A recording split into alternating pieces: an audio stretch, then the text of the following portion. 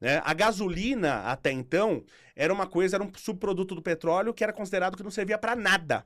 Porque a gasolina era muito explosiva, muito volátil. Então não servia para nada, era uma coisa que tinha que jogar fora. Não servia para nada. Alguém olhou e falou, peraí, isso aí serve para alguma coisa. Dá para usar, se a gente fazer uma estrutura robusta, como é até hoje, a estrutura do bloco do motor é uma estrutura robusta, e mesmo assim, às vezes quebra. Sim. Mesmo assim, às vezes você quebra aquilo. Então a gente fizer uma estrutura robusta, dá pra gente usar essa gasolina. E aparece, no final do século XVIII, o primeiro veículo automotor a combustão.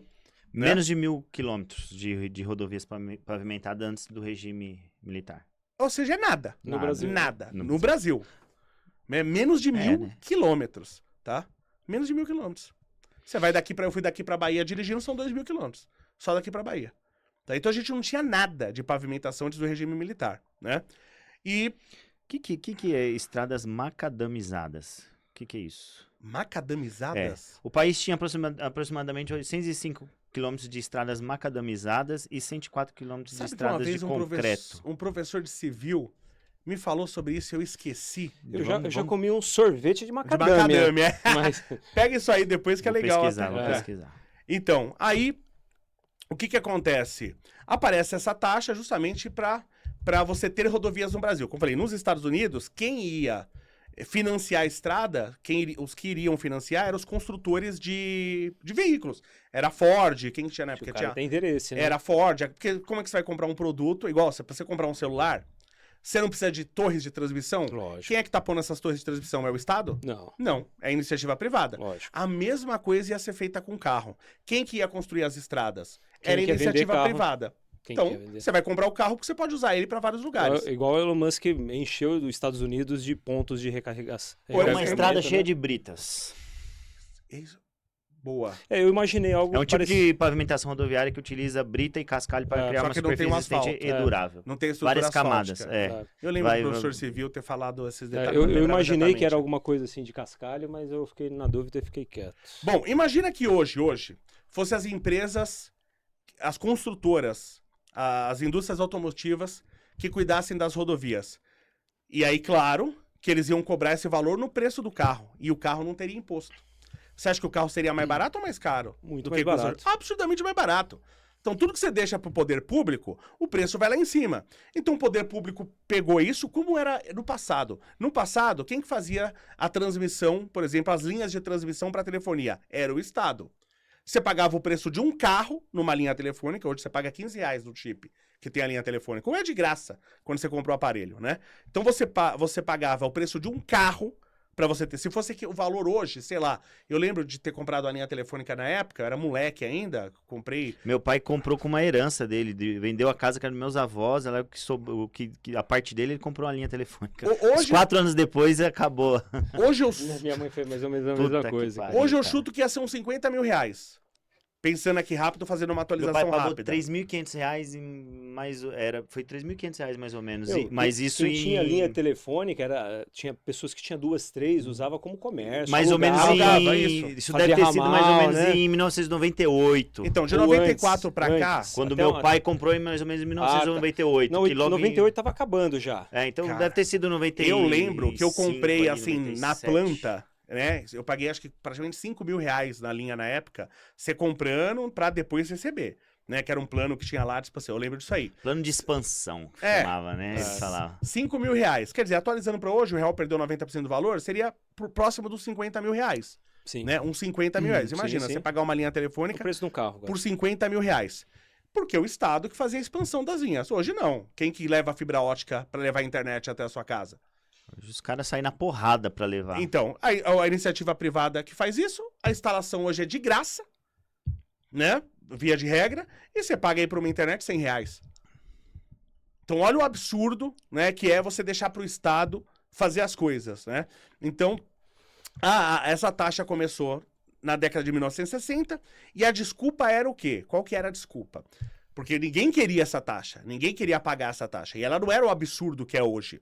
Só que a desculpa é o seguinte, falou, gente, a gente precisa pôr essa taxa, porque a gente precisa crescer o Brasil, industrializar o Brasil, levar as coisas para todos os lugares. Então a gente vai cobrar essa taxa, todo mundo vai pagar, e a gente nunca vai precisar ter IPVA no Brasil. Era essa a desculpa, entendeu? Que se falava na época. Sim. Beleza, aí chegou depois que acabou o regime militar, acho que foi em 1988, se eu não me engano, que o TRU vira IPVA. Aí você já tem um golpe nisso aí. O Brasil é um país de golpes. Você já tem um golpe, porque deixou de ser taxa, vira imposto. O imposto também não é mais obrigado você ter destinação. Então eu pego o IPVA, uso, por exemplo, se quiser... E os caras calculam em cima do preço que eles falam que seu carro vale, né? Que seu automóvel vale. Eles não usam a tabela FIP, tá? Mas o Estado, ele usa uma tabela dele que é baseado na FIP. Baseado na FIP. Exatamente. Então já é tudo feito para ser roubado, né? E aí, esse imposto, por exemplo, que você paga, que deveria ser para as estradas, eles, se quiserem, podem comprar lagosta para os ministros, se eles quiserem, né? E agora a gente tem a droga do imposto e a gente tem o pedágio também. E qual que é o problema, particularmente, eu me incomodo particularmente com o IPTU, tá? Aliás, o Arthur fez um vídeo dando justamente esse argumento que eu dei. Tá? Por que o IPTU é ruim de todas as formas? Primeiro, hoje, vocês devem se lembrar, você tem praticamente a minha idade. Quando a gente era moleque, era um monte de gente que construía casa para alugar, pessoas comuns. Sim. Hoje você não vê mais esse perfil de pessoa. É bem menos. Você não vê quase ninguém. Eu tenho nenhum conhecido próximo. Tem um, na verdade tem um. Conhecido próximo, tem ele e os pais dele, então ele aprendeu com o pai, né? Que constrói casa para alugar. Isso morreu. Por que morreu? Isso, parabéns pro PT. O PT fez isso via prefeituras. Toda prefeitura que ele entrava, ele jogava o IPTU lá em cima. Ele chegou... O meu IPTU de um ano para outro aumentou em 6 vezes. 6 vezes. Imagina hoje você tá pagando 5 mil reais de IPTU e ele virar 30 no ano seguinte. Foi isso que o PT fez lá em Guarulhos. Pra mim, esse cara tinha que estar na corda. Quando eu falo na corda, ele tinha que fazer uma música pra ele, em homenagem a ele. Entendi. É isso que eu quero dizer violão, sempre, né? a corda do violão, né? O cara que faz isso é um canalha da pior espécie. Como fizeram, né, de 1 para 6, amanhã o cara também faz de 5 para 30, por exemplo, né? Então, quando eles criaram, por exemplo, um sistema, hoje pra você, até você estava falando isso antes. Por exemplo, hoje pra você construir uma casa, você precisa de pagar taxa, licença, tem um monte de coisa. Eu acho que o cara que quer fazer uma casa para ele, até 2 andares, qualquer pedreiro faz um sobrado. Ele não precisava ter, por exemplo, precisar de assinatura de um engenheiro ou de um arquiteto. E eu sou engenheiro. Se eu fosse lobista, igual quase todo mundo é nesse país, se eu fosse lobista, eu ia falar, não, tem que defender os engenheiros. Não. Qualquer pedreiro faz um sobrado, tá? Então, se é uma casa pra ele, como que eu posso dificultar, num país onde as pessoas não têm onde morar, como é que eu vou dificultar o cara fazer a casa dele? Tá? Então, ele até um sobrado. Ah, mas se a casa desabar? Tá? Casas estão desabando por aí, tá? Sem ser assim. E se a casa desabar? Se a casa desabar, é problema dele. Ele que vai morar. Ah, mas se ele for vender? Aí sim, se ele for vender, tem que ter um laudo. Qual que é o ruim que acontece aqui no Brasil? A gente não faz as coisas porque as coisas devem ser feitas. A gente faz as coisas porque a gente é obrigado. Então, como você é obrigado a ter uma assinatura de um arquiteto, do engenheiro, pessoas que não têm nem muitas vezes muita capacitação, e não tô falando que são assim, eu tenho um amigo engenheiro, o Jorginho, o Galvani, tá? Que é um gênio, cara, disso aí, e ele trabalha com isso, tá? Então não tô falando que todo mundo é ruim. Só que você cria um mercado de pessoas que só vão fazer assinatura. O cara não tá preocupado de fazer um bom projeto. Porque eu falo, se você pegar um arquiteto bom, você vai construir a casa. Eu recomendo todo mundo que for fazer a casa, faça isso. Contrate um bom arquiteto, principalmente arquiteto. É melhor até que engenheiro nisso, tá? Fazer a sua casa. Contrata um arquiteto para fazer o seu projeto. Por quê? Porque se ele te cobrar 10 mil, eu te garanto que a sua casa vai valer pelo menos 30 mil a mais. Com um projeto bem feito de um arquiteto. Você vai ganhar. Só que as pessoas não estão percebendo isso, porque é um comércio, você é obrigado. Eu sempre falo, tem 2 palavras que eu odeio. Entendo que a gente precisa usá-las volta e meia. Entendo, senão a gente não vive como uma sociedade. Mas são 2 palavras que eu odeio, proibir e obrigar. Tem uma coisa lá pra fazer, lá, por exemplo, que eu nem quero fazer. Mas falou agora é proibido. Agora eu quero. Só de raiva eu quero fazer. Né? Então são palavras que eu não gosto. Então... Ô, Léo. Oi. E se for proibido... É melhor deixar aqui. Nem tudo! Se for proibido dar o bubu, você vai querer fazer, não?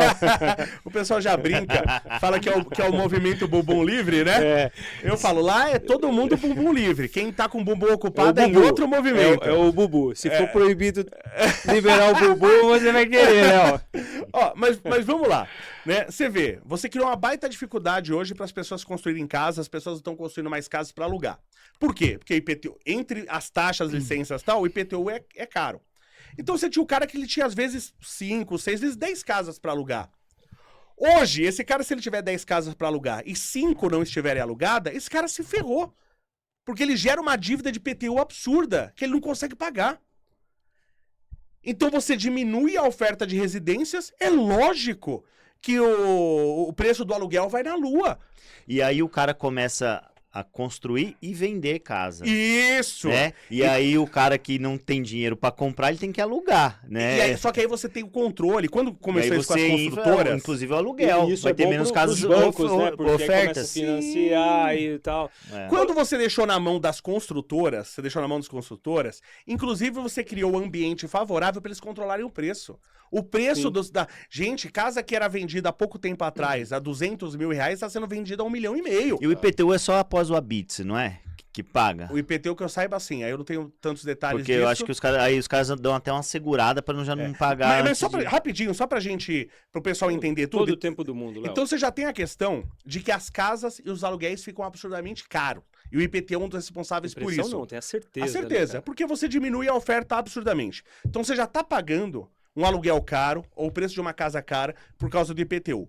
Tem vários problemas gravíssimos. Outra, a indústria, ela sempre se adapta às regras do jogo. Ela se adapta. Por que tem carro 1000 de todo jeito nessa droga de país? É carro 1000 turbo, carro 1000 não sei o que, carro 1000 da puta que pariu. Você não vê esses carros nos Estados Unidos. Ninguém quer uma droga como essa. Porque você cria uma brecha na legislação, você dá um desconto, você cobra menos imposto. Sim. Que aqui, você não cria um país pro pobre sair da pobreza. Você cria um país voltado para a pessoa ser pobre. Então precisa fazer o pobre ter carro. Então o carro 1.0, carro de pobre, né? Ele vai ter um imposto menor. A indústria só vai fazer isso. Que não tá menor, né? Um Uno Zero hoje em dia tá mais de 100 pau. Cara, um Uno Zero, eu lembro da época que custava 9.990. Eu passava na frente da Fiat lá em Guarulhos, era 9.990. Você não compra nenhuma moto com esse valor hoje. Gasolina 70 centavos o litro, eu lembro. Coloca aí quanto que tá o Uno Zero.